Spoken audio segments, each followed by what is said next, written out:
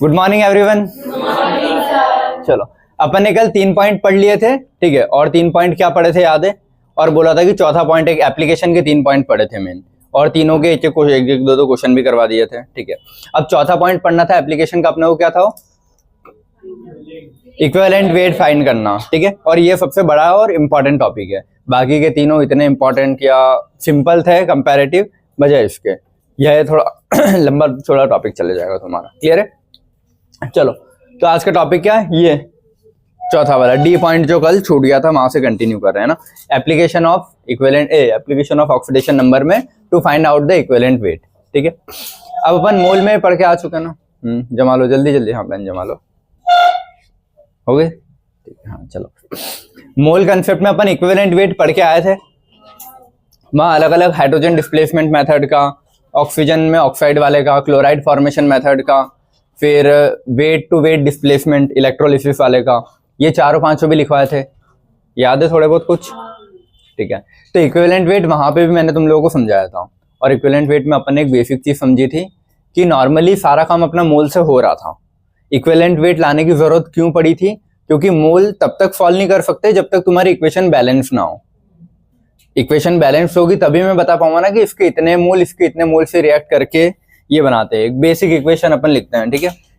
N2 + 3H2 that will give 2NH3, ये लिखते हैं। लेकिन ये तो बैलेंस में लिखी है ना मैंने। मैं ये लिख दूं सीधा, नाइट्रोजन हाइड्रोजन से मिक्स होकर अमोनिया बनाता है। तो क्या मैं ये बोल सकता हूँ कि इसका 1 मोल इसके 1 मोल से रिएक्ट करके इसका 1 मोल बनाएगा? गलत है ना ये, जो समझ में आई।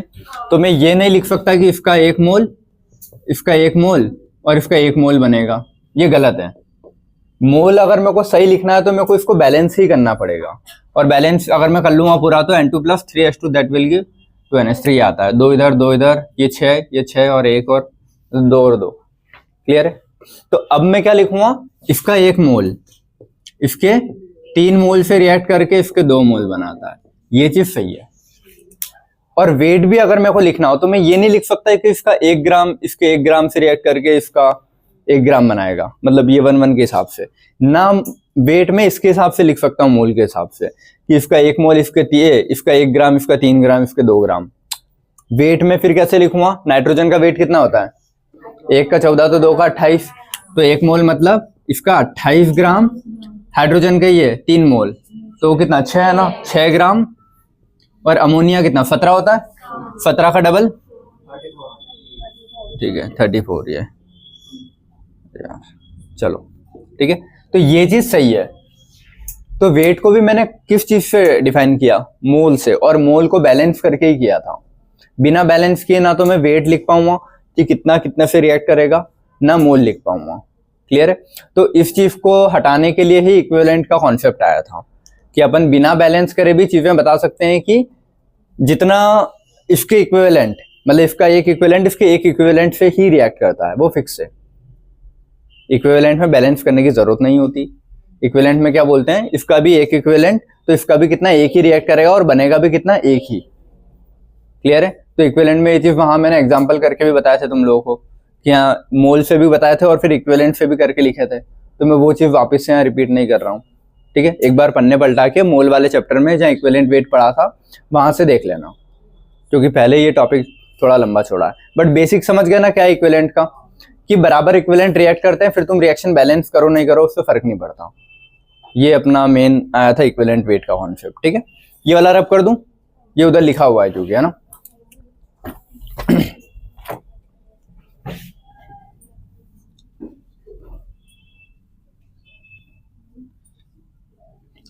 चलो अब इधर देखो, यहाँ पे क्या अपना ऑक्सीडेशन रिडक्शन हो रहा है। तो यहाँ पे जो उसने डेफिनेशन दी है ना, यहाँ उसने बोला है कि इक्विवेलेंट वेट का फॉर्मूला क्या होता है जो अपन पढ़ के, molecular weight divide with valency. तो बोल रहा है कि अगर एक वैलेंसी या फिर एक मोल एक वैलेंसी मतलब 1 मोल, ठीक है। 1 मोल किसी का भी कोई पार्ट जितने से रिएक्ट कर रहा है उसका इक्विवेलेंट और मॉलिक्यूलर वेट बराबर हो जाएगा। इसको ऐसे समझो, equivalent weight is equal to molecular weight divide with valency था। तो बोल रहा है कि अगर वैलेंसी फैक्टर 1 होता है तो molecular weight is equal to equivalent weight होगा ना। तो बस वही चीज को उसने डेफिनेशन में ऐसे दिया है कि फॉर एग्जांपल मेरे पास कुछ ए कंपाउंड है, इस ए कंपाउंड का जो कितना कहाँ लिखा है 1 ग्राम, मतलब इस चलो रुको, अच्छा ऐसे देखते हैं। ये मेरे पास कुछ ए कंपाउंड है, ठीक है। अगर इस ए कंपाउंड से मैं हाइड्रोजन को रिएक्ट करवा रहा हूं तो हाइड्रोजन का 1 ग्राम रिएक्ट करने में इसका कितना मतलब पोर्शन लगेगा, ठीक है। ऑक्सीजन से अगर मैं इसको रिएक्ट करवा रहा हूं तो ऑक्सीजन का कितना 8 ग्राम रिएक्ट करने में इसका कितना पोर्शन लगेगा। तीसरा क्या, क्लोरीन। क्लोरीन का अगर 35.5 ग्राम है तो उसका 35.5 ग्राम इससे रिएक्ट करने में इसका कितना पार्ट लगेगा। नहीं समझे, मैं बोल रहा हूं कि अरे ये क्या बंद ही दिया क्या है?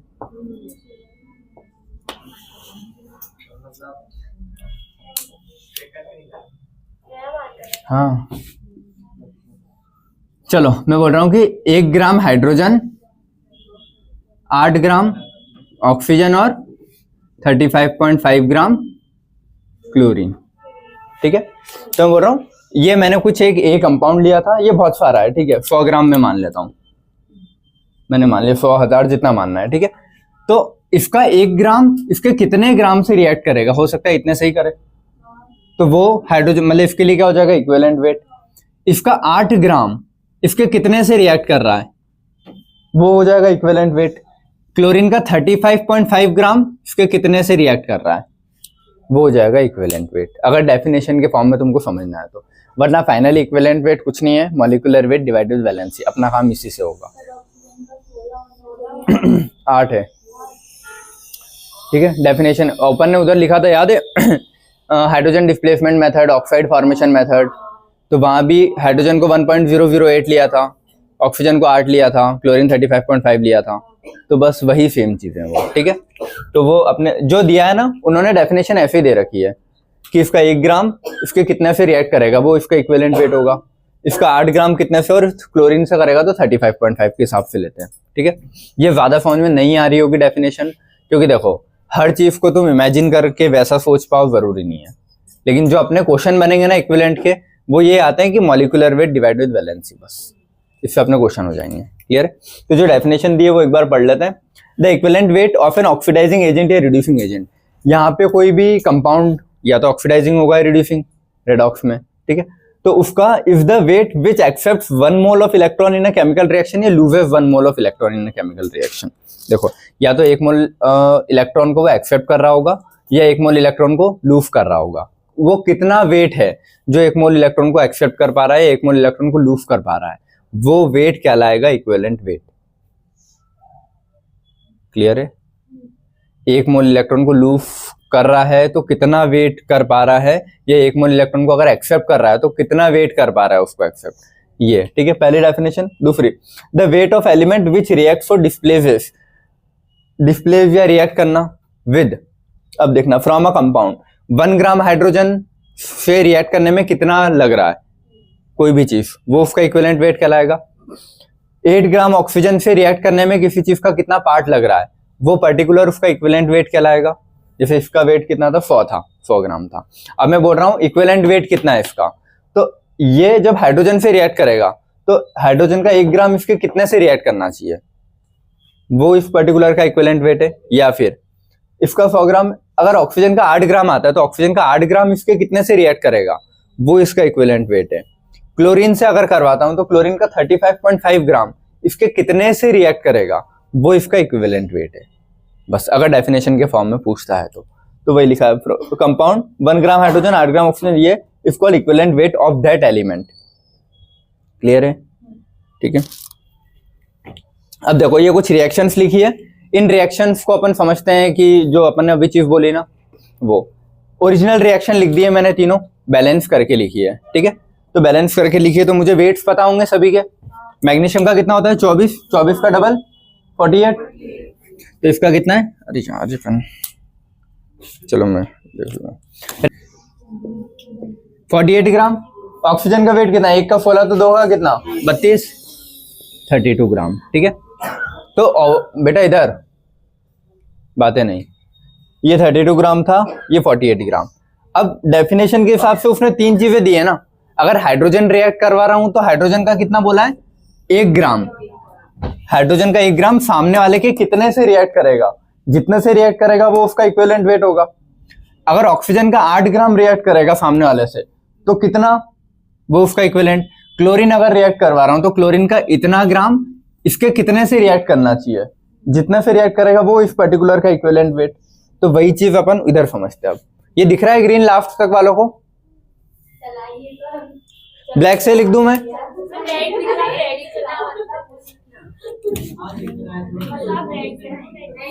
चलो सुनो, ये कितना है?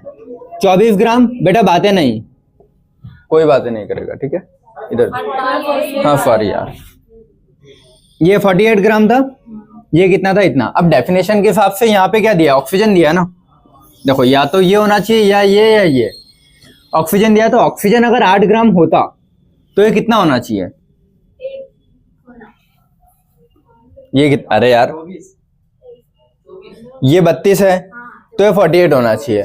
अगर ये 8 है तो ये कितना होगा? 12 ग्राम। पक्का सही है? चलो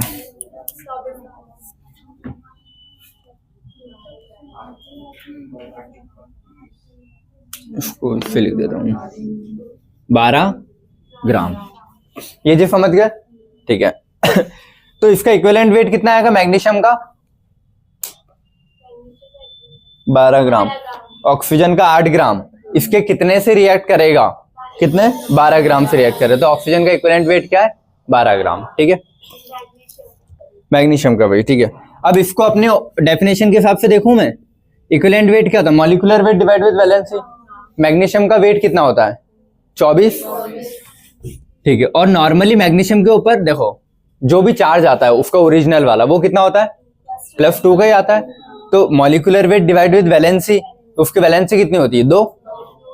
तो 2, तो कितना आया? 12 ग्राम। ये समझ में आया क्या बोल रहा था मैं?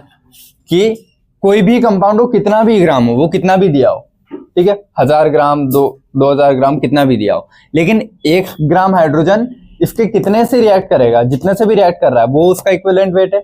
या तो डेफिनेशन ऐसे दूं, या फिर ऑक्सीजन का 8 ग्राम इसके कितना से मतलब क्या बोलते हैं रिएक्शन कर रहा है वो उसका इक्विवेलेंट वेट है, या फिर क्लोरीन का इतना ग्राम इसके कितना से रिएक्ट कर रहा है ये इसका इक्विवेलेंट वेट है।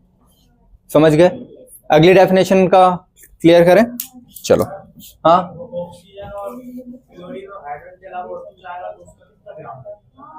इन तीनों से इक्विवेलेंट की डेफिनेशन, उसके अलावा अगर कुछ और आता है तो उसके फिर दूसरे फॉर्मूले हैं।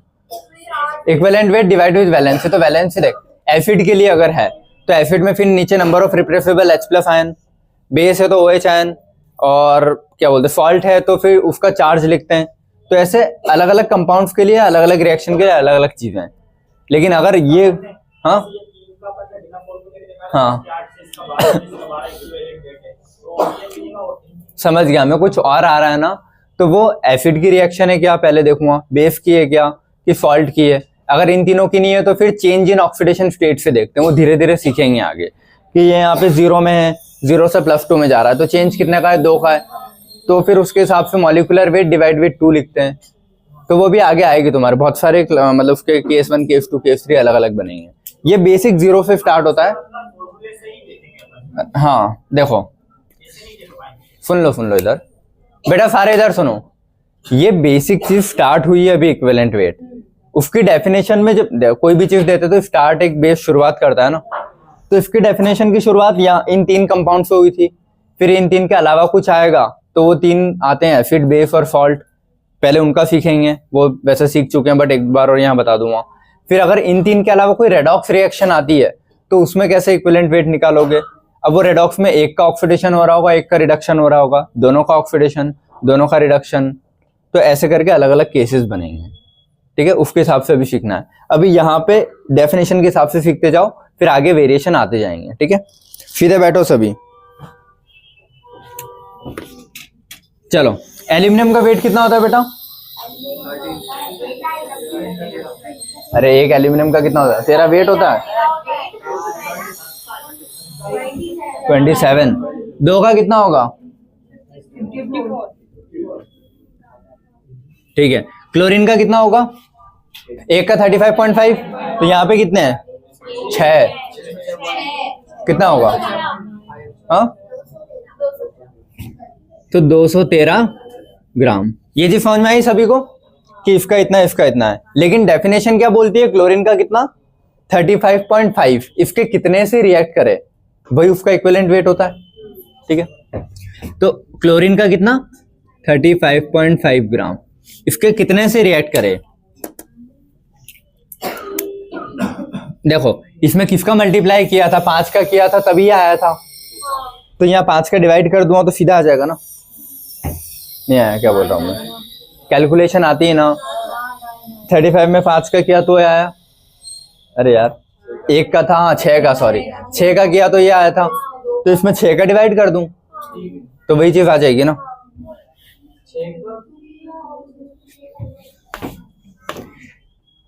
ये 35.5 ग्राम है, ठीक है, और ये कितना है 213 है, तो जब ये कटेगा तो कितना आंसर आएगा, 6 आएगा।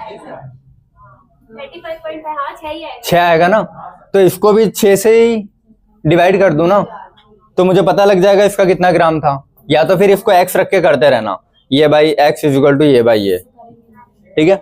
तो ये कितना आएगा 9 ग्राम। क्लियर है, ठीक है। अब ये अपन फॉर्मूले से देख लें।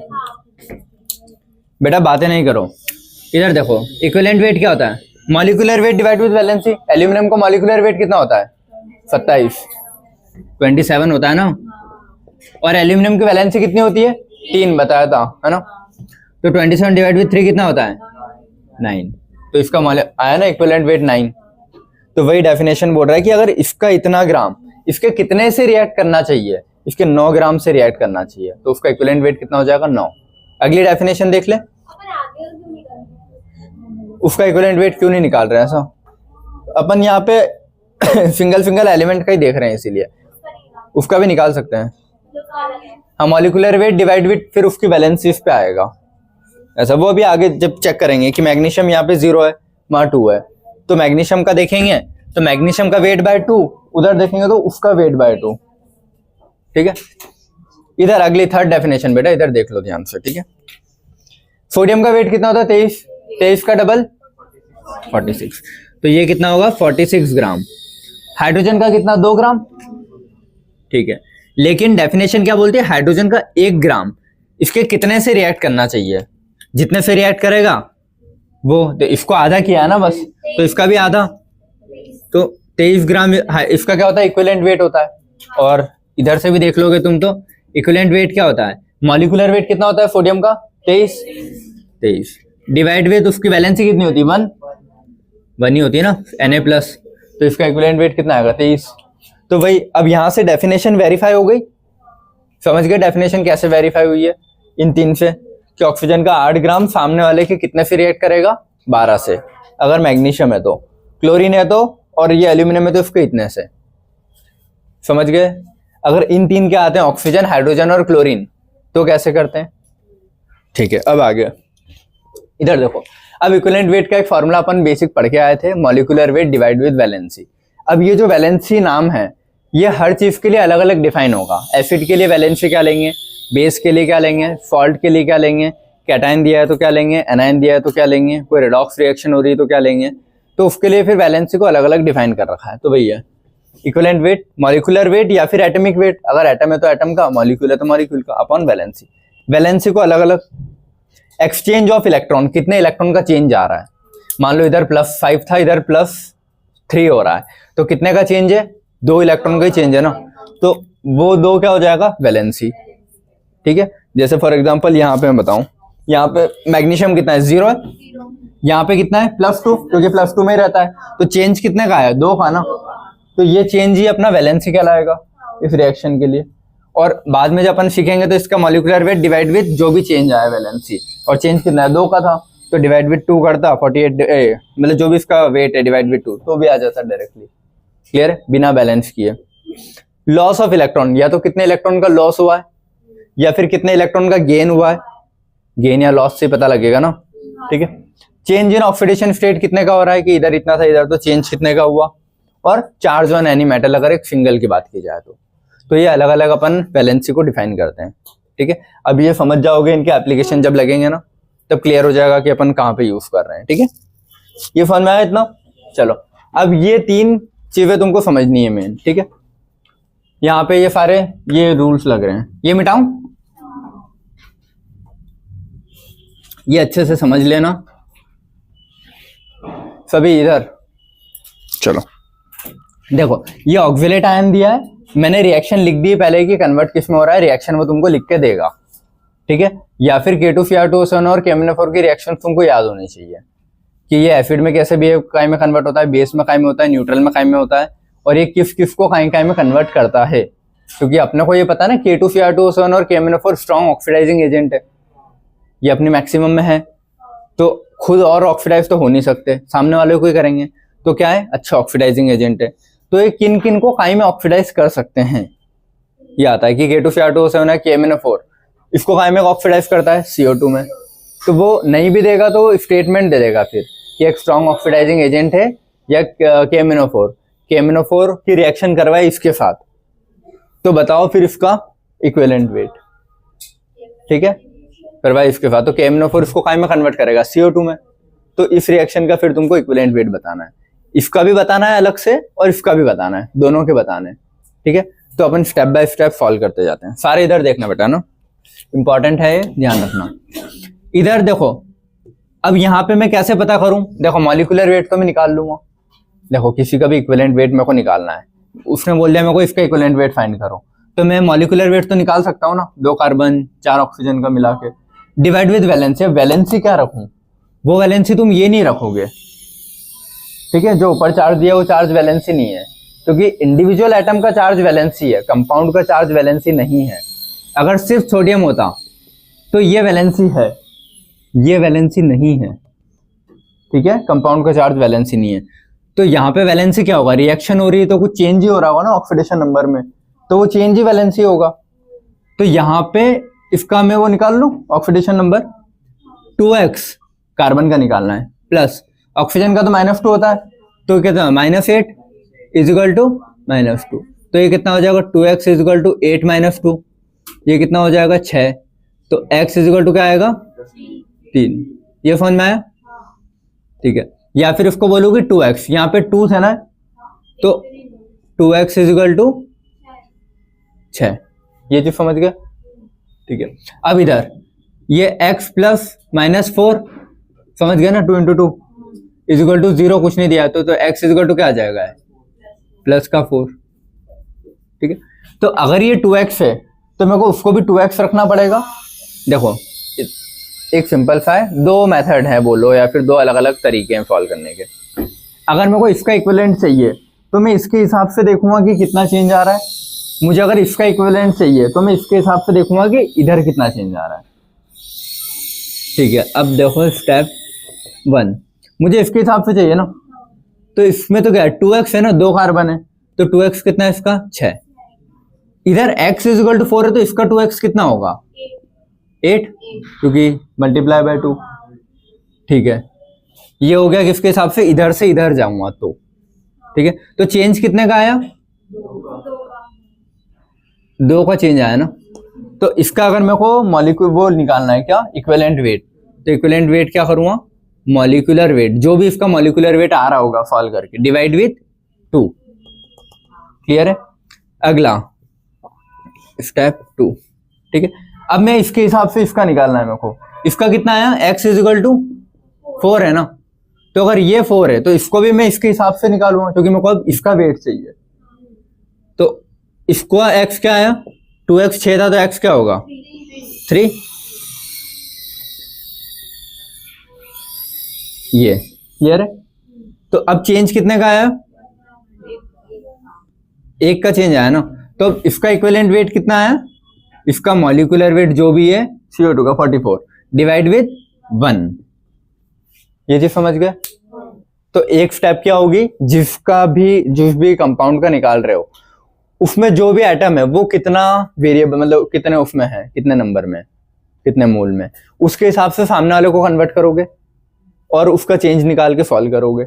इधर x था तो x के हिसाब से मैंने फिर इसको x में चेंज किया, इधर 2x था तो सामने वाले को 2x में चेंज किया। एक तो स्टेप हो गई ये, या फिर एक क्या होगी कि तुम ऐसे देखो सीधा डायरेक्टली कि यहाँ पे चार x कितना आया था, दोनों के x निकालेंगे, एक सिंगल एलिमेंट तक का। इसका x कितना आया था +3, इसका x कितना आया +4, ठीक है। अब मुझे चाहिए कि इसका निकालना है, तो चेंज कितने का है वैसे यहाँ पे, एक का ही है ना, ठीक है। अगर मुझे इसका चाहिए तो इसका चेंज का मल्टीप्लाई कर दूंगा इसमें 1 × 2, और इसका चाहिए तो इसका जो भी लिखा है उसका मल्टीप्लाई कर दूंगा। समझे कुछ, नहीं समझे? देखो इसका x 3 आया, इसका x 4 आया, दोनों के सिंगल सिंगल तक मैंने निकाल लिए। चेंज कितना आया 1, ठीक है। अब मैं बोलूं कि मुझे किसका इक्विवेलेंट वेट चाहिए, इसका, तो इसका इक्विवेलेंट वेट कैसे लिखूंगा मैं, इसका मॉलिक्यूलर वेट डिवाइड विद जो भी 1 है, और कितने हैं ये 2 है ना, तो 1 × 2। इसका अब अगर लिखना है तो इसका इक्विवेलेंट वेट कितना होगा, इसका molecular weight divide with change कितने का है 1 × ये कितने 1, तो 1। हाँ ये 2 था इसीलिए यहाँ 2 का मल्टीप्लाई।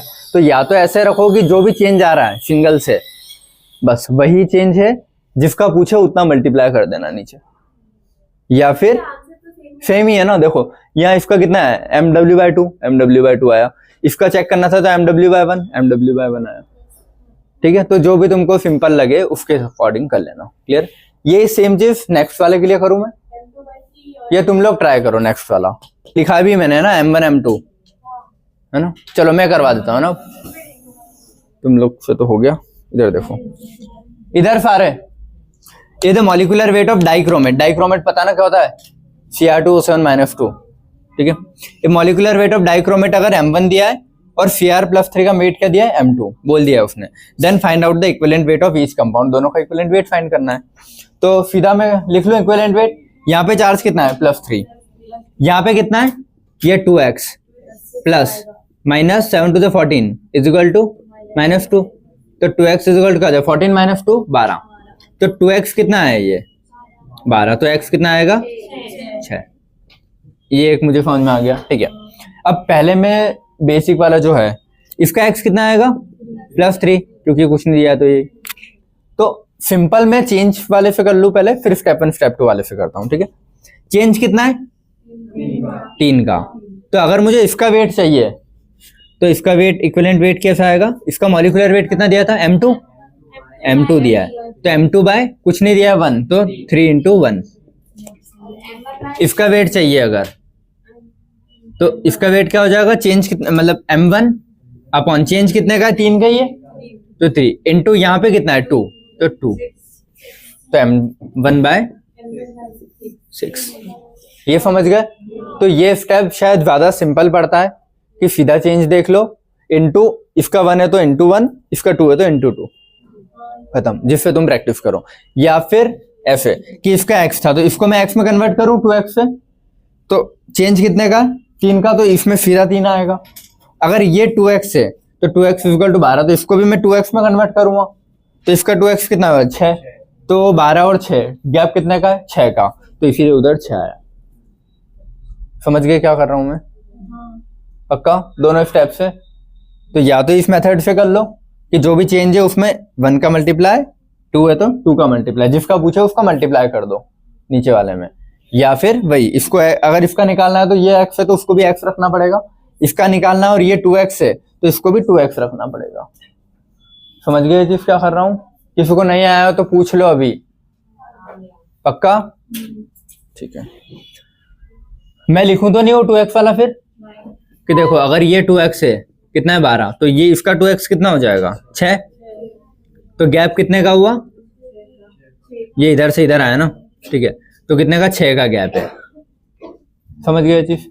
तो इसका वेट कितना आएगा m1/6, और ये x है तो ये x, तो इसका कितना आ जाएगा m1/3 मतलब m2/3।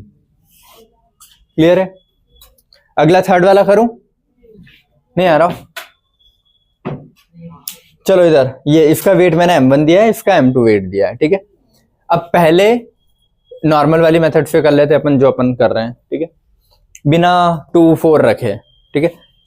दोनों के x तक निकाल लेता हूं मैं कितने, ठीक है। इसका क्या है 2x + 3 × 6 = -2, तो इसका 2x कितना आएगा 6 - 2 4, तो x कितना आ जाएगा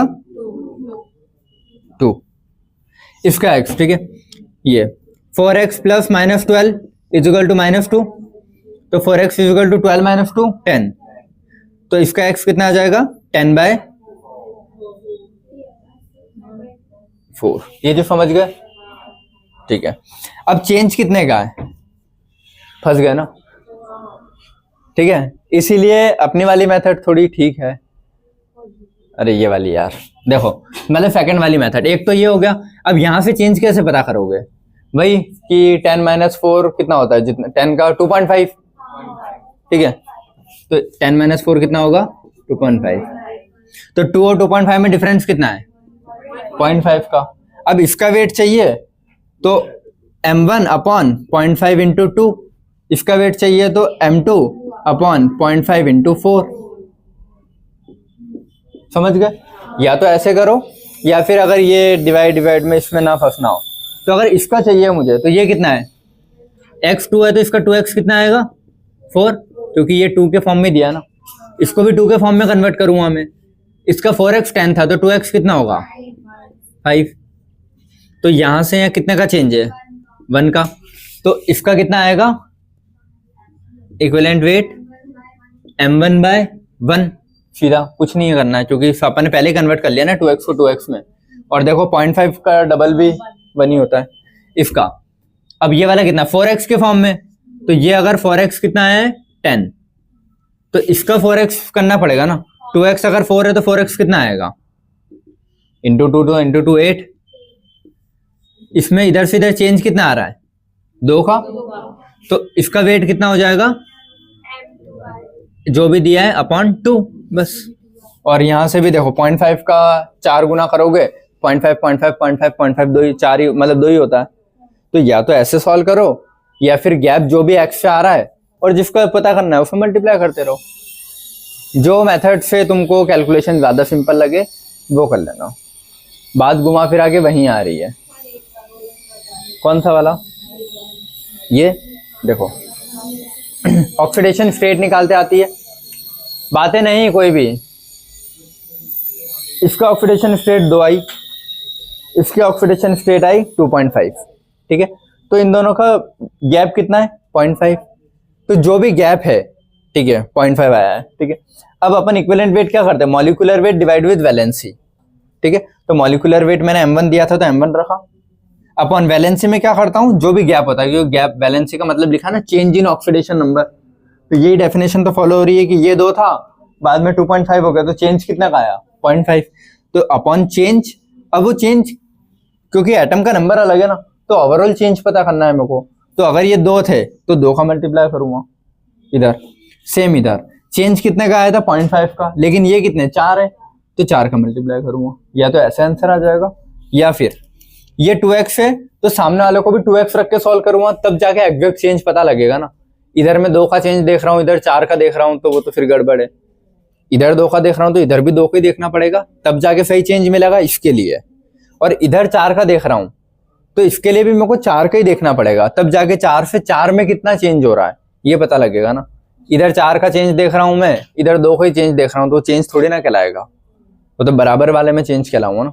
तो अगर इधर 4 का देख रहा हूँ तो इधर भी 4 का ही चेंज देखूंगा, तो 4 इसके हिसाब से मैंने लिया था ना, तो इसका आएगा वेट। और इसका 2 के हिसाब से, तो इसको भी फिर 2 के हिसाब से देखूंगा, तो 2 से 2 में कितना चेंज आ रहा है वो सही पता लगेगा। तो इसीलिए अगर ये x 2 है तो ये 2x है, तो 2x क्या होगा 4, तो इसको भी मेरे को 2x करना पड़ेगा। तो इसका x मतलब 4x 10 था तो 2x कितना होगा 5। तो अब 2x में सही चेंज पता लगेगा ना, कि पहले 2x की वैल्यू 4 थी, बाद में 2x की वैल्यू 5 हो गई, तो चेंज कितना का आया 1 का। तो बस अब इसमें मेरे को कुछ मल्टीप्लाई नहीं करना क्योंकि सही चेंज मिला है मेरे को। तो इसका वेट कैसा आएगा, डिवाइड विथ सीधा 1 कर दो।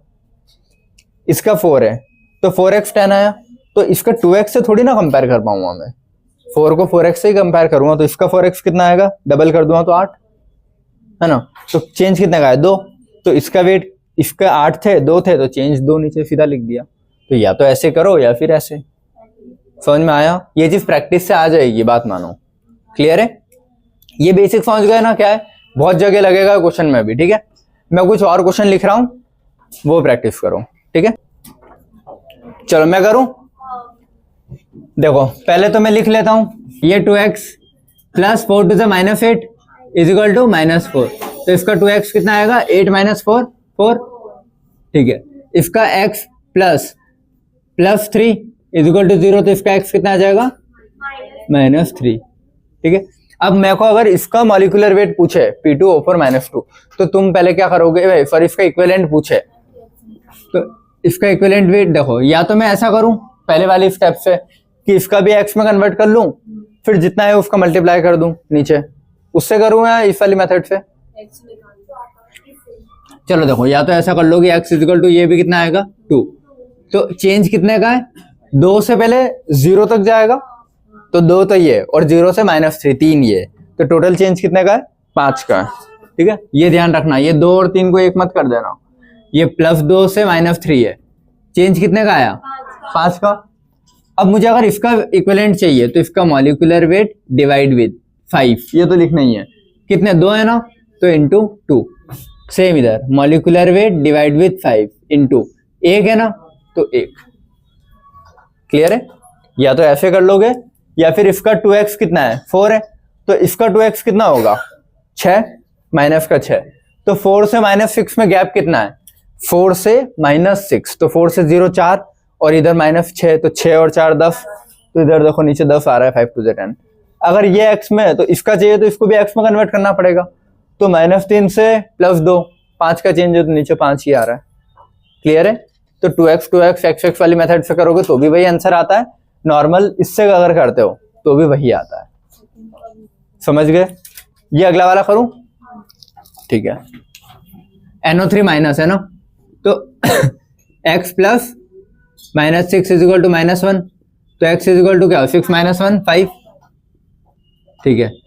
ये कितना है, 0 है ना, तो इसका तो x इज इक्वल टू 0, कोई चेंज ही नहीं। कितने का चेंज है, 5 का। इसके लिए क्या लिखूंगा, equivalent weight, molecular weight divide with 5, इसका क्या लिखूंगा, molecular weight divide with 5, same ही रहेगा ना, समझ गए, ठीक है। अगला वाला नेक्स्ट करें, इसमें ये कितना है, 2x इज इक्वल टू 0, तो x भी 0 ही हो, तो इसका x कितना आएगा, -3, ठीक है। तो इसका x भी 0 है, सिंपल सी ऐसा।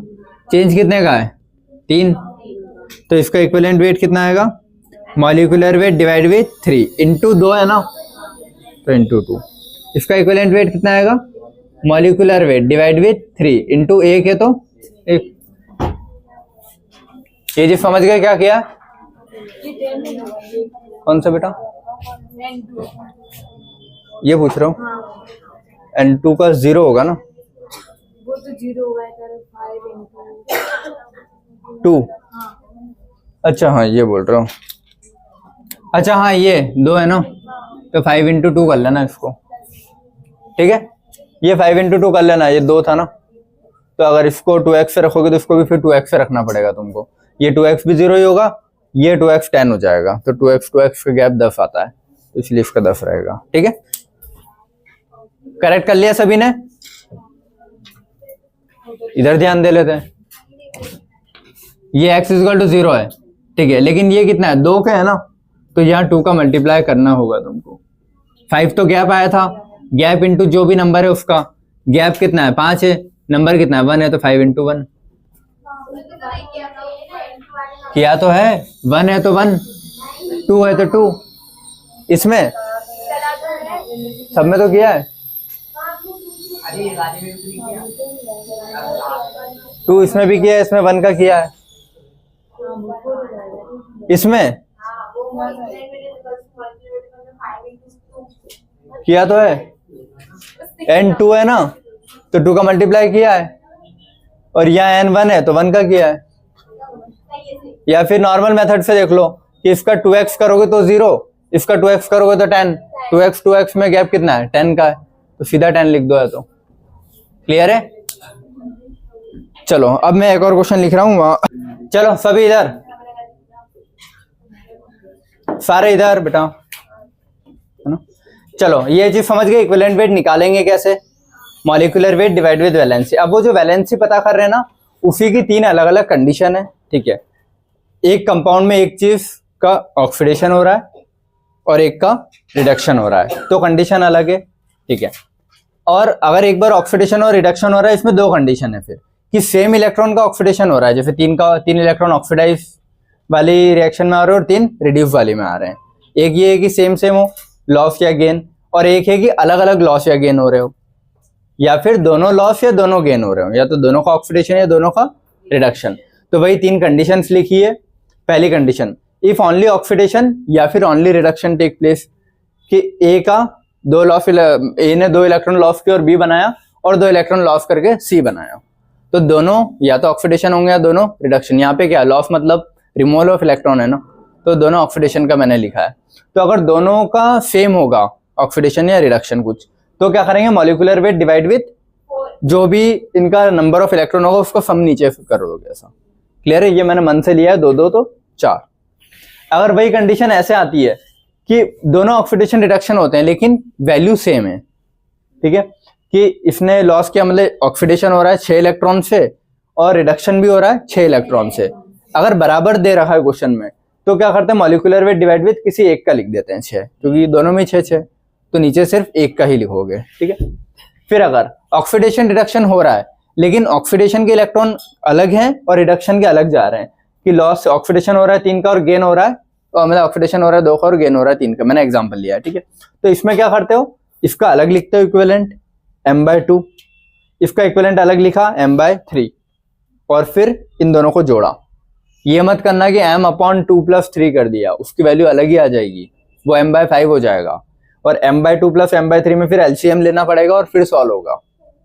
तो इस चीज को और इस चीज को सेम मत समझ लेना कि हाँ नीचे सिर्फ जोड़ना ही तो है, 2 + 3 कर दो, m/2 + m/3, क्लियर है। और वो अलग है m/2 + 2, तो वो और ये बहुत अलग अलग चीजें। समझ गए 3 कंडीशन क्या है, वो तुम एग्जाम्पल से समझ जाओगे अब, ठीक है।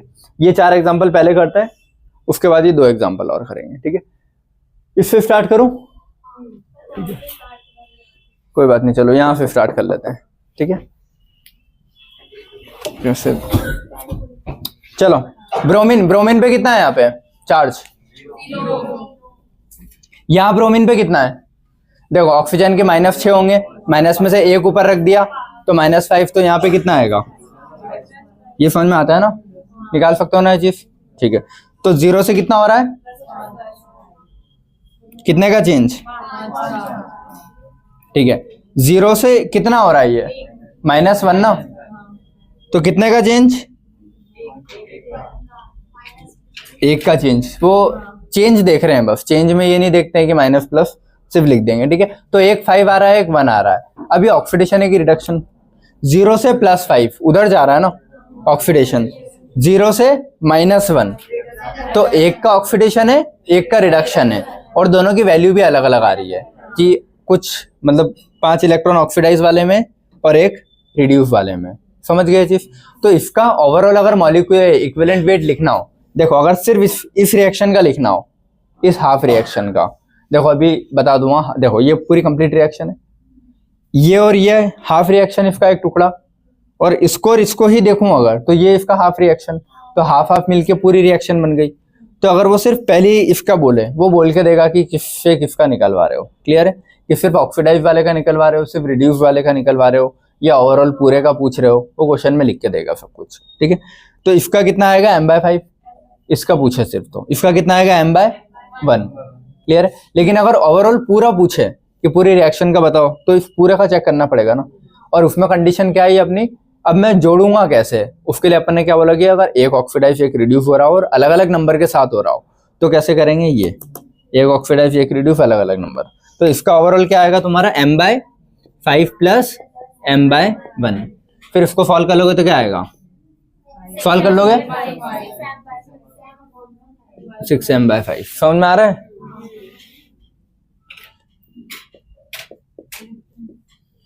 क्लियर है।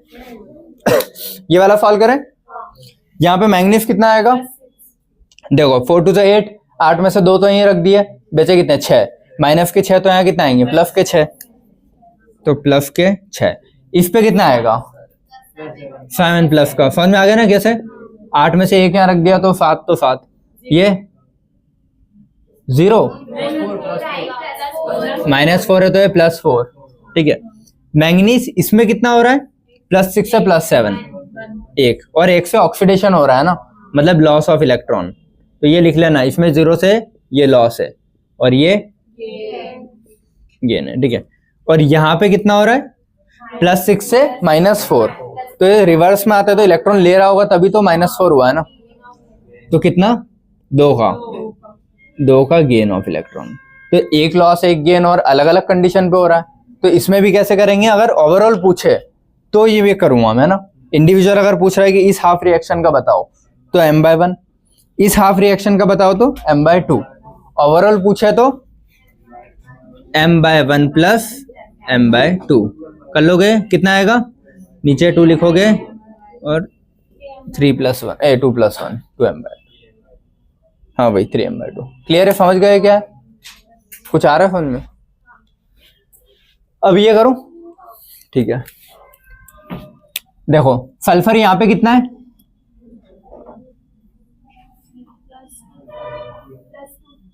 पक्का। देखो मैं ऐसे लिख देता हूँ, ज्यादा सिंपल रहेगा मेरे लिए। 2x के लिए लिखता हूँ और उधर भी 2x, ताकि मेरे को सेम 3 × 2 = 6, 6 उधर जाएगा तो 4 हट जाएगा, 2 हट जाएगा तो 4, तो 2x = कितना है, 4। ये x आएगा ना, x = कितना, 4 × 2 = 8, 8 में से 2 गया तो 6, हाँ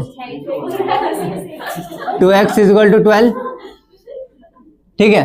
तो 2x कितना होगा, समझ गए, 2x कितना होगा, 12। तो अगर ये 2x है तो इससे 2x का ही कंपेयर करूंगा ना मैं, तभी मेरे को चेंज पता लगेगा। मैं इसके 2x से इसका x कंपेयर नहीं कर पाऊंगा, समझ गए। तो इसका 2x है तो इसका कितना हो रहा होगा, 12। तो 4 और 12 में गैप कितना है,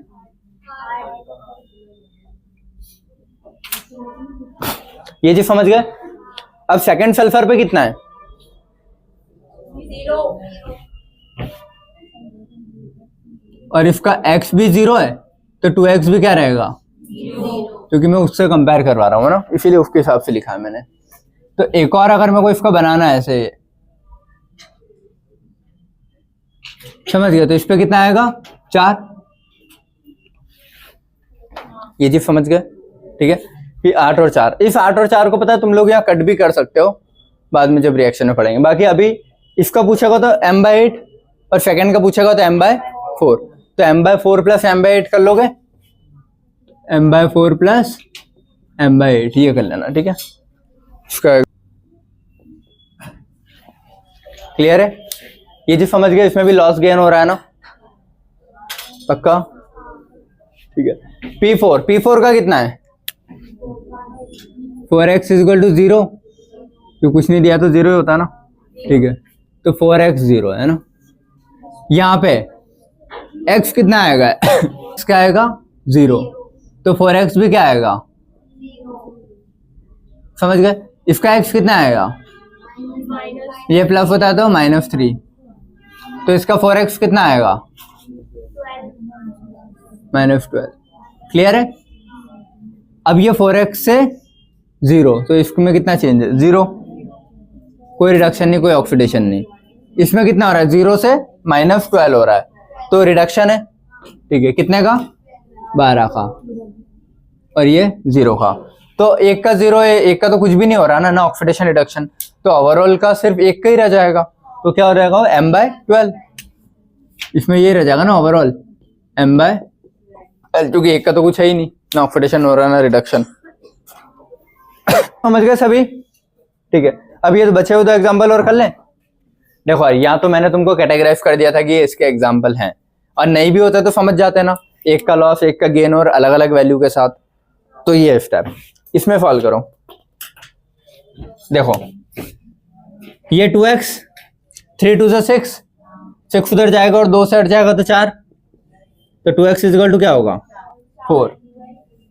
सल्फर का है ना, यहाँ पे सल्फर का 4x कितना आ रहा है, 12 उधर जाएगा तो 10, तो ये कितना आ जाएगा, 10। तो 2x कितना आएगा इसका, 5। ये समझ गए। तो सल्फर कितने से चेंज हो रहा है, और 1 से क्या हो रहा है, गेन या लॉस? अबे +4 से +5 जा रहा है ना, तो लॉस ऑफ इलेक्ट्रॉन है ना, ठीक है। सल्फर तो एक ही जगह दिया है, कुछ नहीं कहा। ऑक्सीजन तो -2 ही रहेगा, उसको हटा दो। आयोडीन, आयोडीन कहाँ पे जा रहा है, -1 है ना, तो इसका x क्या है, -1। इसका 2x क्या है, 0, तो उसका भी 2x ही लिखूंगा ना फिर, -2, तो 0 से कितना, -2, तो ये क्या हुआ, गेन ऑफ इलेक्ट्रॉन हुआ ना, 0 से इधर, तो गेन कितने का, 2 का गेन। हाँ, जो कि देखो लॉस अलग जा रहे हैं, गेन अलग जा रहे हैं, और अलग अलग वैल्यू के साथ आ रहे हैं, तो इसका अगर ओवरऑल पूछे ना, तो क्या बोलोगे, मॉलिक्यूलर वेट इसका डिवाइड विद, मतलब इसका ये m/1 + m/2, ऐसे करोगे ओवरऑल रिएक्शन का अगर इक्विवेलेंट वेट पूछेगा तो। क्लियर है? और ये यहाँ पे वेट किसका लिखूंगा, m में इसका, और इसमें किसका लिखूंगा, इस आयोडीन का। क्लियर है? ठीक है। KClO3 और KCl+O2, ठीक है। KClO3 में पोटेशियम तो +1 नहीं रहता, उसका तो कुछ कर ही नहीं सकते। क्लोरीन चेंज होगा ना, तो क्लोरीन के लिए यहाँ पे कितना आएगा, 3 - 6 -1, ये माइनस उधर 6 का जाएगा तो 6, और +1 उधर जाएगा तो -1 हो जाएगा, तो 6 में से 1 5 प्लस का है ना, यहाँ पे कितना आ जाएगा, -1 हो जाएगा क्लोरीन का, क्योंकि पोटेशियम +1 क्लोरीन -1, टूट जाएगा ना अलग अलग, ठीक है। और O2 का तो कुछ नहीं है, 0 है यहाँ पे, तो 2x भी क्या आएगा, 0। इसका 2x ऑक्सीजन का यहाँ पे चेक करूं, ठीक है। नहीं रुको, क्लोरीन चेक कर लिया, पोटेशियम चेक कर लिया, ऑक्सीजन उधर देखा, इधर देखा है, ठीक है। इधर 3x होगा ना फिर ऑक्सीजन का, इसमें कर सकते हैं, तो 1 + -1 + 3x = 0, तो 3x = 0 आया अभी, तो इसका भी x = 0, इसका भी x = 0, उसका तो कुछ हो ही नहीं सकता, या फिर एक ही चीज है, सिर्फ पोटेशियम वाला है और कुछ है ही नहीं, ऑप्शन नहीं है, ठीक है। ये तो दोनों ही 0 हो गए ना। यहाँ से यहाँ पे चेंज कितना हो रहा है, +5 से -1, तो पहले +5 से 0, फिर 0 से -1, तो कितने का चेंज है, 6 का, ठीक है। अगर 6 का चेंज है तो ओवरऑल क्या होगा, m/6 लिख दोगे, क्योंकि दूसरे में तो कुछ हो ही नहीं रहा ना, 0 0 है सब। क्लियर है? बस अब इससे ज्यादा और एग्जाम्पल है नहीं शायद। अच्छा सुनो, सारे इधर देखो बेटा, ये समझ में आया ना, यही 3 वैरायटी अपने को, अपने जो क्वेश्चन मिलेंगे ना बुक्स में, वो यही 3 वैरायटी मिलेगी, या तो दोनों का ऑक्सीडेशन रिडक्शन, मतलब या तो दोनों का ऑक्सीडेशन या दोनों का रिडक्शन, या एक का ऑक्सीडेशन एक का रिडक्शन, सेम के साथ अलग के साथ, ये लिखवा दिए। ये क्वेश्चन एक बार प्रैक्टिस कर लेना, ठीक है। अब इसके बाद में इसी के अलग अलग कुछ केसेस लिख रहा हूँ, ठीक है, वो लिखते जाओ फटाफट। बिठा दूं बेटा, फोटो लो एक जल्दी। अब चलो सभी इधर है ना, ये चीज अपन एक बार पहले पढ़ चुके हैं मोल में, बट फिर भी एक बार और देख लेते हैं, ठीक है। एसिड्स के लिए इक्विवेलेंट वेट क्या होता है, molecular weight divide with valency, और यहाँ पे वैलेंसी किस चीज को बोलते हैं अपन, हाँ मतलब बेसिसिटी या फिर number of replaceable H+ ion, ठीक है, एक ही बात है, जैसे भी तुम चीजें डिफाइन करना चाहो। तो इसके लिए फॉर्मूला क्या आएगा इक्विवेलेंट वेट का, मॉलिक्यूलर वेट डिवाइड विद, या तो बेसिसिटी लिखूं या फिर number of replaceable H+ ion. समझ गए? ये समझ में आता है ना। और मॉलिक्यूलर वेट तुमको फाइंड करना होता है, वहां MW नहीं लिखना है, ठीक है। जो भी क्वेश्चन का दिया होगा उसका वेट निकालोगे। चलो जैसे अगर मैं यहाँ पे H2SO4, मतलब ये रिएक्शन दी है तुमको, ठीक है, इस रिएक्शन में बोल रहा है H2SO4 का इक्विवेलेंट वेट फाइंड करो, तो H2SO4 एसिड है मुझे पता है, H+ निकाल रहा है, कितने H+ निकाले, 1 ना, तो इसका मॉलिक्यूलर वेट कैसे लिखूंगा, मतलब इक्विवेलेंट वेट, मॉलिक्यूलर वेट जो भी होता है इसका कितना होता है 98, डिवाइड विद वैलेंसी या H+ कितने निकले, 1 ना, तो 1। समझ में आया? तो नंबर ऑफ रिप्लेसेबल जितने हैं उसमें से कितने H दे रहा है वो रिएक्शन में। अगर कुछ नहीं दे तो सारे लगा देंगे, लेकिन अगर रिएक्शन दे रखी है तो फिर रिएक्शन के हिसाब से लगाएंगे। समझ गए? सेम H2SO4 की रिएक्शन है, लेकिन इसमें कितने H जा रहे हैं, 2 ना, तो इसका क्या आ जाएगा equivalent weight, molecular weight divide with 2, या फिर बोलो 98/2, 2, समझ गए। अब ये सिर्फ H2SO4 दे दे अगर और कुछ नहीं दे रिएक्शन तो जितने भी H होंगे वो कितने H है, और लेकिन हाँ वो H ऑक्सीजन के साथ होने चाहिए, OH वाले H बस, या फिर बोलूं बेसिसिटी वाले H बस, सिर्फ H नहीं देखते हैं उसमें, ठीक है। तो वो कैसे पता करते हैं अपन, स्ट्रक्चर से देखते हैं हमेशा। F डबल बॉन्ड हो, OH कितने हो गए, 3 हो गए और एक ये, तो कितने इस पे 2 है ना, तो इसका इक्विवेलेंट वेट क्या आएगा, मॉलिक्यूलर वेट डिवाइड विद 2, ठीक है। तो यहाँ पे रिप्लेसेबल H+ एक ही था, यहाँ 2 थे, और यहाँ क्या है, कुछ नहीं दे, अगर सिर्फ एक कंपाउंड दे दिया और कुछ रिएक्शन नहीं दिए तो उसके स्ट्रक्चर के OH देखते हैं, ठीक है। रिएक्शन दिए तो रिएक्शन में कितने H+ हो रहे हैं, रिएक्ट में पार्ट ले रहे हैं, सिर्फ वही देखेंगे, सारे नहीं, ठीक है। H3PO4, अब H3PO4 में मुझे यहाँ पे तो 3 दिख रहे हैं, स्ट्रक्चर से बनाऊंगा तो भी 3 आएंगे, लेकिन यहाँ पे कितने दिख रहे हैं, एक ही है ना, तो इसका इक्विवेलेंट वेट कैसे लिखेंगे, फिर एक के हिसाब से ही लिखेंगे, समझ गए। इसका इक्विवेलेंट वेट कितना आएगा, मॉलिक्यूलर वेट डिवाइड विद 1, क्योंकि एक ही है। H3PO4, इसमें भी एक डबल बॉन्ड और बाकी तीनों H के साथ आ जाएंगे, OH, लेकिन यहाँ पे कितने दिए हैं, सिर्फ 2 ही रिएक्ट कर रहे हैं ना, तो इसका क्या आएगा, equivalent weight divide with molecular weight divide with 2, समझ गए चीजें।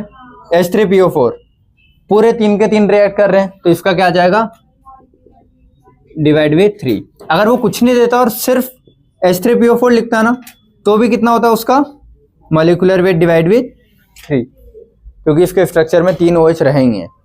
इसका स्ट्रक्चर ऐसा बनेगा ना, P डबल बॉन्ड हो, OH और OH, ये जी समझ गए, तो ये भी लिख लेना भाई। कुछ नहीं दे अगर और सिर्फ इसका पूछे कि इक्विवेलेंट वेट बता दो, तो मॉलिक्यूलर वेट इसका फाइंड करोगे, निकाल लोगे मॉलिक्यूलर वेट तो, और डिवाइड विद कितना, जितने ये होते हैं 1, 2 और 3, तो 3 लिखा है, क्लियर है। और ये सब बाकी मैं रिएक्शन के हिसाब से लिख रहा हूँ, रिएक्शन में जितने पार्ट ले रहे हैं उतने लिखे नीचे, क्लियर है सभी को, ठीक है। H3PO3, अब देखो H3PO3 वाले केसेस अपन ने पढ़े हैं फॉस्फेट वाले अलग से, कि इसमें एक तो डबल बॉन्ड हो पे, मतलब यहाँ पे तो चलो रिएक्शन दे दी है, तो रिएक्शन के हिसाब से लिख रहा हूँ कि रिएक्शन में कितना है, 1 H जा रहा है, अगली रिएक्शन दे रखी है उसमें 2 H जा रहे हैं, अगली रिएक्शन दी उसमें 1 H जा रहा है, तो इनके इस H के हिसाब से लिखूंगा ना सभी का, ये चीज समझ गए।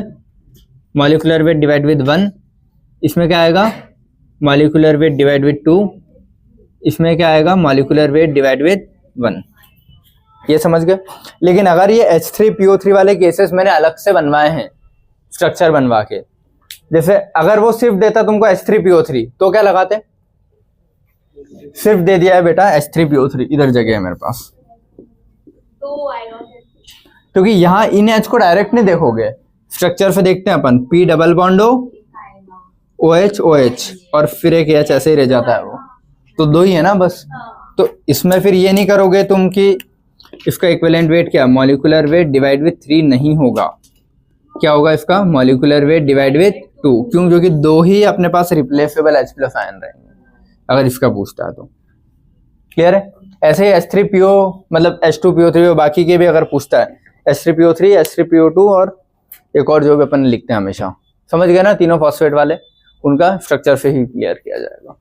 अगला ये बोरिक एसिड अपन ने अलग से मार्क किया था कि बोरिक एसिड की बेसिसिटी 1 होती है, याद कर लेना, क्लियर है। भले इसका स्ट्रक्चर जैसा अपन ने बनाया था वैसा जाए ना जाए, बट इसकी बेसिसिटी क्या लिखोगे, याद कर लेना अलग से। सब मोल कंसेप्ट में पहले उधर पढ़ा चुका हूँ ना, इसीलिए यहाँ पे थोड़ा स्पीड में पढ़ा रहा हूँ, इसको अलग से स्टार कर लेना बार बार। तो इसका वेट डिवाइड विद 1, तो इसकी क्या आएगी, मॉलिक्यूलर वेट डिवाइड विद 1, ये आएगा इसका इक्विवेलेंट वेट, समझ गए, ठीक है। अब ऐसा क्यों होता है, देखो बोरॉन में तो F के 2 इलेक्ट्रॉन भरे और P का ये एक भरा हुआ रहता है, F का एक जंप करके आ भी जाता है, फिर भी P का एक पूरा डब्बा खाली रहता है, समझ में आता है ना। बोरॉन ये होता है ना S के, अरे यार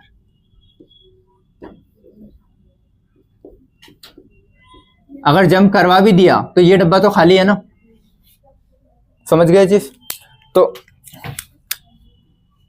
ये वाला तो यहाँ पे आ गया, लेकिन ये तो फिर भी खाली है ना डब्बा, तो उस खाली डब्बे में एक OH आ जाता है, और जब भी खाली डब्बे में खाली डब्बा होता है तो वो किसके जैसे बिहेव करता है, लुईस एसिड की बेस, लुईस एसिड जैसे, ठीक है। तो H3PO3 acts as Lewis acid, तो लिखा है H3PO3 लुईस एसिड है, नॉन प्रोटिक है, ये अपने H+ नहीं देता, प्रोटिक मतलब जो H प्लस देता है, नॉन प्रोटिक मतलब जो अपना H प्लस नहीं देगा। तो भले ही ये H3 है लेकिन ये H3 देता नहीं है, इस खाली डब्बे की वजह से ये एक्सेप्ट करता है, अपने H देगा नहीं किसी को। समझ गए चीज? तो नॉन प्रोटिक मतलब डू नॉट गिव H, ठीक है,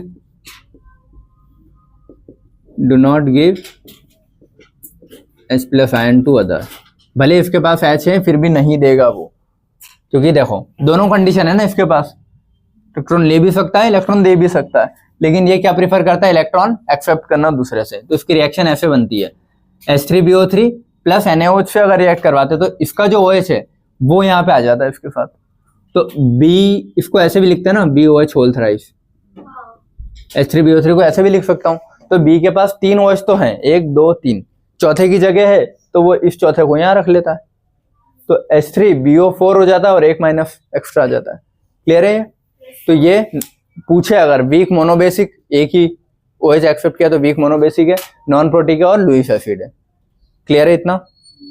ठीक है। HNO3 ये और ये, इनमें बताओ मुझे इसका क्या लिखूंगा equivalent weight, molecular weight divide with 1, क्योंकि देखो एक डबल बॉन्ड O भी चले गया तो बाकी HOH बनेगा ना स्ट्रक्चर से।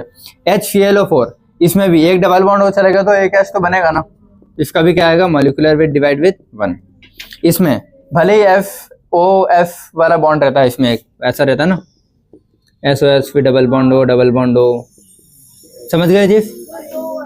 और ये तो 2 है ना इसके पास भी, तो इसका क्या आएगा, molecular weight divide with 2। Clear है? अब ये कोई 2 रिएक्शन लिखे, देखो H2SO4 अगर अकेला देता तो 2 होता, लेकिन यहाँ पे उसने NaOH के साथ दिया है, रिएक्शन करवा के उसने कितने H को हटाया है यहाँ से, देखो H2SO4 में एक H तो अभी भी है ना, सिर्फ एक सोडियम रिप्लेस हुआ है, ये एक्स्ट्रा आया है बस यहाँ पे, बाकी तो ये पूरा है ही सही। ठीक है, यहाँ पे H3PO4 प्लस NaOH, इसमें H3 में से HPO4 है तो कितने गए होंगे, बस 2 सोडियम हटे हैं ना, देखो 2 आए इसकी जगह, यहाँ पे एक ही आया है, तो रिप्लेसेबल H कितना होगा यहाँ पे 1, यहाँ पे रिप्लेसेबल H कितना होगा 2। तो इसका मॉलिक्यूलर वेट अगर पूछे, मतलब इक्विवेलेंट वेट सॉरी, तो क्या लिखोगे, मॉलिक्यूलर वेट डिवाइड विद 1, इसमें पूछे तो मॉलिक्यूलर वेट डिवाइड विद 2, क्योंकि 2 रिप्लेस हो रहे हैं ना H3 में से, और यहाँ H2 में से एक ही रिप्लेस हो रहा है, तो जितने रिप्लेसेबल उसको ही बोलते हैं। समझ गए ना? अगर वो इंडिविजुअल देगा तो भी कैसे निकालते हैं, स्ट्रक्चर से देख लेते हैं OH कितना है, और रिएक्शन देगा तो रिएक्शन में कितने H रिएक्ट हो रहे हैं, जितने रिएक्ट हो रहे हैं वही अपन मेंशन करते हैं, सारे नहीं करेंगे। क्लियर है?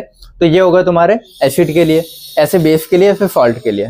बेटा फोटो जल्दी, उसके बाद फिर कौन से वाला, ये वाला, ये 2 एक कैसे, H2SO4 है, नॉर्मल कुछ नहीं देता तो 2 लिखते हैं इसका, मतलब मॉलिक्यूलर वेट डिवाइड विद 2, लेकिन इसने जब एसिड है तो बेस के साथ रिएक्ट करता है, तो इसने एसिड ने बेस के साथ रिएक्ट करके, देखो एक एसिड का एसिड अपने H देता है, बेस अपने OH देता है, और रिएक्ट करके कुछ बनाते हैं, तो ये एसिड अपने कितने H दे रहा है उस पर डिपेंड करेगा ना एसिड की इक्विवेलेंट वेट। तो इस एसिड ने अपने कितने H दिया है, एक ही दिया है, क्योंकि सिर्फ एक Na को रिप्लेस किया ना इसने, Na प्लस और OH माइनस, ये ऐसा होगा Na प्लस और OH माइनस, तो एसिड H प्लस निकालेगा तो उस H प्लस को ये प्लस रिप्लेस करेगा, तो एक ही तो रिप्लेस हुआ, तो जितने रिप्लेसेबल H प्लस होते वही लिखते हैं नीचे। सेकेंड कंडीशन में भी वही, अगर अकेला देता है इसको तो इसके 3 आते, एक डबल बॉन्ड और फिर OH से 3 आते हैं, लेकिन यहाँ पे क्या हो रहा है, देखो H3PO4 में HPO4 और उसके आगे 2 रिप्लेसेबल Na, तो 2 Na रिप्लेस हुए हैं यहाँ के, 2 Na था तो 2 आए यहाँ पे, तो 2 रिप्लेस हुए हैं तो 2 ही H प्लस शिफ्ट हुए ना अपने, तो 2 H प्लस शिफ्ट होंगे तो MW/2। क्लियर है? हाँ, इसका फोटो ले लो जल्दी, फिर बेस है और फिर सॉल्ट भी है अभी, फिर और भी पॉइंट्स हैं। अभी इधर बेटा, इधर ध्यान दे लो, आवाज नहीं करो, 5 मिनट में ओवर हो जाएगा। ठीक है, MW/MW लिखना है मेरे को बस, सारे इधर। इक्विवेलेंट वेट का फॉर्मूला है, एसिड के लिए क्या होता है, अपॉन बेसिसिटी लिखते हैं, बेस के लिए क्या लिखते हैं, एसिसिटी लिखते हैं, या फिर number of replaceable OH minus ion. ठीक है, तो एक फॉर्मूला लिख लें, बेस के लिए क्या लिखते हैं, equivalent weight molecular weight upon acidity या फिर number of replaceable OH minus ion. ये समझ में आता है सभी को? ठीक है, अब बेस में कितने OH रिप्लेस हो रहे हैं, कितने OH रिएक्ट कर रहे हैं, वही उसका वैलेंसी फैक्टर लेंगे। क्लियर बेटा? सभी इधर देखो यार, अपना अपना काम करने लग जाते हो। ठीक है, चलो इसका इक्विवेलेंट वेट क्या होगा, मॉलिक्यूलर वेट डिवाइड विथ कितने OH निकल रहे हैं, एक ना, तो एक इसका। ठीक है, यहाँ पे कितने OH निकल रहे हैं, एक। इक्विवेलेंट वेट क्या होगा, मॉलिक्यूलर डिवाइड विथ 1, क्योंकि एक ही रिप्लेसेबल हुआ है यहाँ पे। अगर सिर्फ वो BaOH होल ट्वाइस लिखता, कुछ नहीं देता, सिर्फ BaOH होल ट्वाइस, तो मैं 2 लिखता। ठीक है, अगर क्वेश्चन ये होता कि BaOH होल ट्वाइस का बताओ, तो इसका इक्विवेलेंट वेट कितना होता, मॉलिक्यूलर वेट डिवाइड विथ 2, अगर सिर्फ ये होता तो। लेकिन यहाँ पे तो उसने बोला था ना 2 में से कितने, एक ही रिएक्ट हुआ है, तो 1। यहाँ पे दोनों रिएक्ट हो गए ना, तो यहाँ पे कितने रिप्लेसेबल OH है, 2, तो इसका क्या आएगा, मॉलिक्यूलर वेट डिवाइड विथ 2। समझ गए? तो रिएक्शन देगा तो रिएक्शन में देखना है। हाँ, वो BaOH होल ट्वाइस नहीं, अगर सिर्फ BaOH होल ट्वाइस दे तो उसका 2 मैक्सिमम तक मानते हैं। अगर एक इंडिविजुअल कंपाउंड दे दे तो उसका मैक्सिमम जितने OH होते हैं उतने मानते हैं। लेकिन अगर रिएक्शन के साथ देगा तो रिएक्शन में कितने लग रहे हैं उतने मानूंगा ना, मैं मन से सारे क्यों मानूं। क्लियर है? तो सिर्फ ये देता तो 2, उसके अलावा अगर रिएक्शन के बेसिस पे देता तो रिएक्शन में 1 है और 2 है, तो उसके हिसाब से लिखें। क्लियर है? एल्यूमिनियम, अब सिर्फ अगर वो ये देता रिएक्शन नहीं देता तो कितने लिखता हमें, 3, लेकिन उसने रिएक्शन दिए ना, और रिएक्शन में रिप्लेसेबल कितने हैं, 3 थे, 3 में से 2 तो अभी भी बचे हैं एल्यूमिनियम के पास, तो कितने गए होंगे, सिर्फ 1, वो 1 ये रह गया हुआ, तो इसका क्या लिखूंगा, मॉलिक्यूलर वेट डिवाइड विथ 1। समझ में आया क्या कर रहा हूं मैं? यहाँ पे भी इसके पास है कितने, 3, सिर्फ अकेला होता तो 3 लिखता, लेकिन रिएक्शन के साथ दिया है, तो अभी इसके पास एक और बचा है ना अभी, तो रिप्लेसेबल हुए कितने, अभी 2 गए, एक तो अभी भी बचा, तो 2 रिप्लेस हुआ है, तो इसका आंसर क्या आएगा, molecular weight divide with 2। Clear है? ये इसमें कितने हैं, तीनों के तीनों रिप्लेस हो गए, एल्यूमिनियम के पास 3 थे, तीनों हट गए यहाँ से, तो कितने, 3, तो इसमें क्या आएगा, molecular weight divide with 3। MgOH whole twice, कुछ रिएक्शन नहीं दी है, तो क्या लिखूंगा, मॉलिक्यूलर वेट डिवाइड विथ 2। ठीक है, ये MgOH होल ट्वाइस एसिड के साथ दिया है, तो Mg के पास अभी कितने हैं, 2 OH है, अब कितने बचे, एक ही बचा है ना, तो एक रिप्लेस हुआ होगा, तो एक रिप्लेस हुआ है तो मॉलिक्यूलर वेट डिवाइड विथ 1। ठीक है, वो रिप्लेस हो गए H। हाँ, इसके बाद ये साइड में लिख लेना लगे तो BaOH होल ट्वाइस, ये ऐसा लिख लो ना, सिर्फ ओनली BaOH होल ट्वाइस। अगर सिर्फ ये दे तो क्या है, molecular weight divide with 2। Reaction के साथ दे तो ऐसे, अकेले दे तो ऐसे। क्लियर है? और ये लास्ट के समझ में आया क्या है इसके साथ पहले 2 OH थे, बाद में एक ही दिख रहा है, तो एक हटा होगा ना, इसीलिए 1। अब ये मत देखना, तुम ये मत देखना, क्योंकि वो हो सकता है दे ना दे साइड में कि कहाँ जा रहे हैं HOH, यहाँ तो उसने OH को वाटर में कन्वर्ट कर दिया, इसका एक H और इसका एक OH लेके वाटर बना दिया, तो तुम अगर OH देखने बैठोगे तो तुमको दिखेंगे ही नहीं। तो तुमको क्या देखना है, पहले कितने OH थे और बाद में मैग्नीशियम के साथ कितने OH रह गए। क्लियर है? तो पहले 2 थे, बाद में एक ही रह गया, तो एक रिप्लेस हुआ है ना, तो इसीलिए एक है। क्लियर है? चलो, वो अगर तुम्हारे बेस के समझ गए कैसे करोगे। ठीक है, अब आता है सॉल्ट। सॉल्ट के लिए भी अपन मोल में फॉर्मूला पढ़ के आए थे। फॉर्मूला क्या था, कैटायन का चार्ज या फिर एनायन का चार्ज। इसका इक्विवेलेंट वेट कैसे निकालते हैं, मॉलिक्यूलर वेट डिवाइड विथ या तो चार्ज ऑन कैटायन, ठीक है, या फिर चार्ज ऑन किसी एक का है ना, टोटल चार्ज, दोनों का नहीं, या तो कैटायन का ले लो, क्योंकि देखो यार बराबर ही होगा, NaCl टूटेगा तो प्लस भी उतना ही आएगा जितना माइनस आएगा। क्लियर है? तो या तो कैटायन का चार्ज ले लो या एनायन का चार्ज ले लो। अब रिएक्शंस देख लो, और एक मेन हेडिंग के ऊपर तुम लोग ये चीज लिख लो, पता होना चाहिए, एसिड प्लस बेस से हमेशा क्या बनता है, सॉल्ट प्लस वाटर, ये चीज याद होनी चाहिए। क्लियर है? चलो, NaCl सॉल्ट है, काय में टूटेगा, Na प्लस और Cl माइनस में, तो चार्ज कितना है, कैटायन का भी एक चार्ज है तो एनायन का भी उतना ही चार्ज है, तो इसका कैसे लिखेंगे, मॉलिक्यूलर वेट डिवाइड विथ 1, क्योंकि एक ही है चार्ज। एक ही चार्ज है ना, या तो ये ले लो है ये, ठीक है। MgCl2, Mg पे कितने चार्ज आया 2, माइनस के भी 2 है ना टोटल, एक पे एक है तो 2 पे 2, तो इसका क्या आएगा molecular weight divide with 2। AlCl3, aluminium पे कितना चार्ज है 3, नेगेटिव के भी कितने चार्ज है 3 चार्ज है ना, तो मॉलिक्यूलर वेट डिवाइड विथ 3, ठीक है। चलो KCl कैसे टूटेगा, K प्लस और Cl माइनस, तो एक ही चार्ज है ना, तो मॉलिक्यूलर वेट डिवाइड विथ 1। समझ में आ रहा है ना क्या कर रहा हूं मैं। CaCl2, कैल्शियम +2 और माइनस के कितने चार्ज है 2 ही तो है, हमेशा चार्ज बराबर ही रहेंगे, ये मत कंफ्यूज होना कि यहाँ तो 2 लिखा है 1 लिखा है, तो तुम क्या लिखो, ये टोटल तो 2 है ना, ओवरऑल चार्ज लिखना है टोटल सब मिला के, क्लियर है। तो molecular weight divide with 2। Barium phosphate जो भी है, तो Ba पे कितने है टोटल चार्ज 6, समझ गए, 3 to the 6, माइनस के भी कितने हैं 6, तो इसका क्या लिखेंगे मॉलिक्यूलर वेट डिवाइड विथ 6। इसको स्टार कर लो ताकि तुमको ये क्लियर हो जाए कि टोटल चार्ज देखते हैं, ना कि जो सिर्फ ऊपर लिखा है वो, समझ गया ना। तो भले ही यहाँ पे 2 लिखा है, यहाँ -3 लिखा है, लेकिन ये भी तो है ना आगे, क्लियर है। अगला Al2SO4 होल थ्राइस, ये ब्रेक होगा तो Al+3 और SO4, तो यहाँ प्लस के कितने हैं 6, माइनस के भी 6 है, तो इसका भी कैसे लिखोगे मॉलिक्यूलर वेट डिवाइड विथ 6। ये चीज समझ गए सभी, ठीक है। चलो देखो, तो अपना एसिड का इक्विवेलेंट वेट कैसे निकालते हैं, बेस का कैसे निकालते हैं, चालू था ना, हाँ, और सॉल्ट का कैसे निकालते हैं, तीनों अपन ने चेक कर लिया, ठीक है। इसके बाद चौथी कंडीशन आएगी रेडॉक्स रिएक्शन की, ठीक है। अब वो रेडॉक्स रिएक्शन में ऑक्सीडेशन हो रहा है तो कैसे लिखेंगे, रिडक्शन हो रहा है तो कैसे लिखेंगे, 2 बार ऑक्सीडेशन 2 बार रिडक्शन, सेम वैल्यू के साथ ऑक्सीडेशन रिडक्शन, अलग अलग वैल्यू के साथ, तो वो एक बार तो मैं अभी पढ़ा चुका हूँ, बस उसी को अपने को थोड़ा और ढंग से कैटेगराइज करके अलग अलग पॉइंट्स लिखने हैं, क्लियर है। और ये लिख के फिर इसका एक वैरायटी ऑफ क्वेश्चन कर लेंगे कि इसके इतने मोल हैं, तो क्या मोल वाले क्वेश्चन यहाँ भी आते हैं, क्लियर है। चलो ये वाला लेक्चर यहीं पे एंड कर रहा हूँ, थैंक यू सो मच।